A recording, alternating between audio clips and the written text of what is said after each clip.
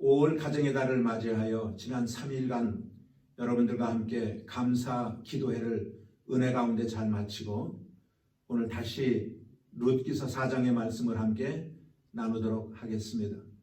룻기의 주제는 하나님의 품을 떠나 참된 안식을 누리지 못하였던 한 가정이 하나님의 돌아옴으로 말미암아 하나님의 은혜를 크게 체험하고 복된 삶을 살아가는 한 이야기를 우리들에게 들려주고 있습니다. 그러므로 하나님은 슬픔을 찬양으로, 어려움을 희망으로, 눈물과 고통을 우리에게 축복으로 바꿔주시는 하나님이신 것입니다.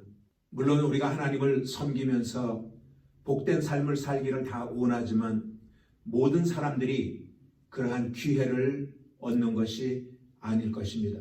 사사기에 늘 우리에게 이야기해 주었던 것처럼 인간이 삶을 살아가면서 자기 소견대로 삶을 살다 보니까 뜻하지 아니하게 하나님의 축복을 누리지 못하는 경우도 있습니다.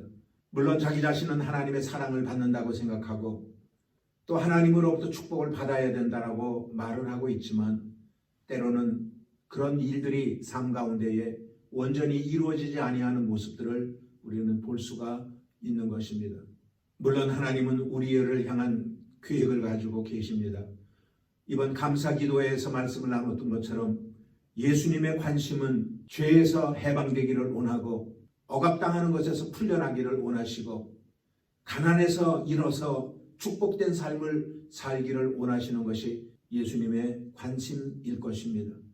그러나 우리가 성경 속에서 보게 되면 한 사람은 하나님의 은혜를 입고 한 사람은 하나님의 은혜를 입지 못하는 경우들을 우리는 볼 수가 있습니다. 그 근본된 원인이 무엇인가를 우리는 분명히 알아야 될 것입니다. 하나님의 마음에 합한 사람은 하나님으로부터 복을 얻을 것이고 하나님의 마음에 합당치 못한 사람은 하나님이 준비한 그 복들을 다 누리지 못할 것입니다. 저는 오늘 이 시간 여러분들과 함께 룻기서 4장을 마감하면서 하나님께서 우리에게 주시는 복을 우리는 어떤 그릇을 준비하여 받아야 되는가 여러분들과 함께 총정리를 하며 룻기서의 말씀을 마치려고 합니다. 첫 번째로 룻은 주를 위하여 모든 것들을 포기했을 때에 하나님으로부터 큰 복을 누려받을 수가 있었던 것입니다. 시어머니 나오미가 모압 땅을 떠나 베들레헴으로 돌아가려고 작정을 하며 며느리 둘을 불렀습니다. 그리고 며느리들에게 말할 때에 너희들은 아직 젊으니 너희들은 집으로 돌아가 좋은 사람을 만나서 다시 인생의 삶을 다시 시작하라고 그랬을 때에 큰 며느리는 집으로 돌아갔지만 이 룻은 돌아가지 않았습니다. 자기 자신을 희생하고 어머니가 계신 곳에 나도 있고 어머니가 믿는 하나님 나도 믿으며 어머니의 하나님이 나의 하나님이 될 것이라고 고백을 하며 그는 자기의 모든 것들을 주를 위하여 포기를 했습니다. 그리고 룻은 시어머니 나오미를 따라서 그는 베들레헴으로 돌아왔던 것입니다. 하나님은 그러한 룻의 그 믿음의 모습을 보시고 룻을 크게 축복하여 주셨던 것입니다. 마태복음 19장에 보면 이러한 이야기가 나옵니다. 베드로가 예수님에게 물어봅니다. 예수님, 내가 모든 것들을 다 버리고 주를 따를 것인데 주님, 그럴 때 주님께서 나에게 무엇을 주시기를 원하십니까? 라고 질문을 합니다. 그때 주님께서 말씀하신 것이 마태복음 19장 28절부터 30절까지의 말씀을 한번 읽어보겠습니다. 예수께서 가라사대 내가 진실로 너희에게 이르노니 세상이 새롭게 되어 인자가 자기 영광의 보좌에 앉을 때에 나를 쫓는 자는 너희도 12보좌에 앉아 이스라엘 12지파를 심판하리라. 또 내 이름을 위하여 집이나 형제나 자매나 부모나 자식이나 전토를 벌인 자마다 여러 배를 받고 또 영생을 상속하리라. 그러나 먼저 된 자로서 나중되고 나중된 자로서 먼저 될 자가 많으니라. 하나님은 불꽃 같은 눈동자로 우리를 바라보시면서 우리가 주를 위하여 무엇을 버리고 따라오는지 주님께서는 너무나 잘 아시기에 우리에게 하늘의 문을 여시고 하늘의 복을 물붓듯 우리에게 부어 주시는 것입니다. 사랑하는 여러분, 그렇다면 우리가 지금 하나님으로부터 받은 복이 무엇입니까?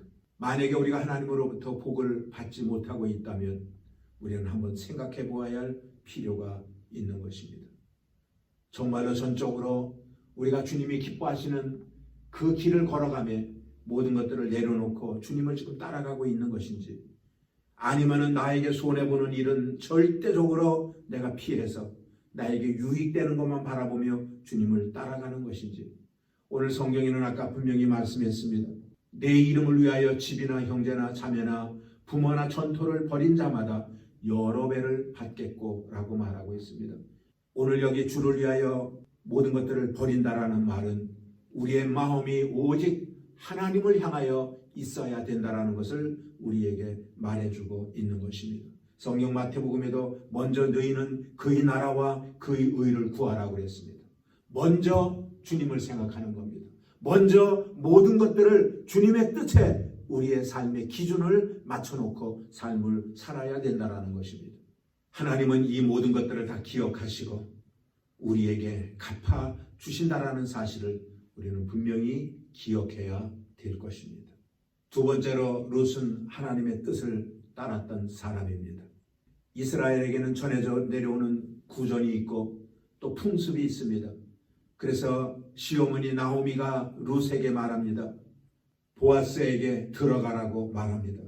그랬을 때에 이 룻은 이것이 하나님의 뜻이요, 이것이 하나님의 말씀인 것으로 그는 받아들이고 보아스의 발 아래로 들어갑니다. 사랑하는 여러분, 사람의 생각과 하나님의 생각이 다를 수가 있습니다. 당시에 사람들의 소견대로 삶을 살았던 그 시대, 하나님의 뜻을 따르는 것이 그렇게 쉽지가 않았을 것입니다. 그럼에도 불구하고 하나님의 생각을 따르는 사람을 하나님은 기뻐하시기 때문에 오늘 룻이 그러한 모습으로 순종하며 나아갔을 때에 하나님은 룻을 들어 크게 축복하여 주셨던 것입니다. 하나님은 믿음으로 행하는 자에게 축복해 주시겠다고 신명기 28장에 말씀을 하셨습니다. 신명기 28장 2절과 3절의 말씀을 함께 읽어보겠습니다. 내가 내 하나님 여호와의 말씀을 순종하면 이 모든 복이 내게 임하며 내게 미치리니 성읍에서도 복을 받고 들에서도 복을 받을 것이며, 하나님께서는 순종하는 자에게 이러한 복을 주시겠다고 말씀했습니다. 들어와도 복을 받고 나가도 복을 받고 떡반죽 그릇을 만지면 떡반죽 그릇이 복을 받는다라고 말을 해 주셨던 것입니다. 이것이 하나님의 약속인 것입니다. 사랑하는 여러분, 하나님이 여러분들에게 많은 축복을 안겨주셨습니까?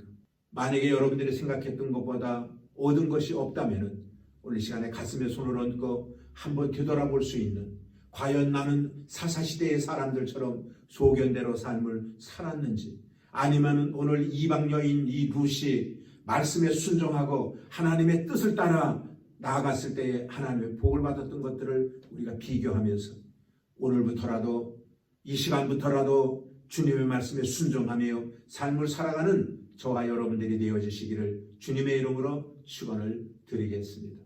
세 번째로 룻이 하나님으로부터 큰 복을 받을 수 있었던 것은 그가 하나님과 함께 하였기 때문인 것입니다.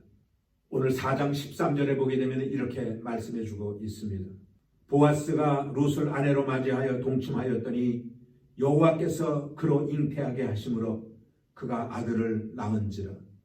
오늘 하나님의 함께 하심으로 말미암아 그들이 아름다운 가정을 이루게 되었다라고 말하고 있습니다. 오늘 이 짧은 룻기에는 여호와 하나님께서라는 말이 18번이나 등장을 합니다. 무엇을 의미하고 있는 것입니까? 여호와 하나님께서 룻과 함께하여 주었다라는 거예요.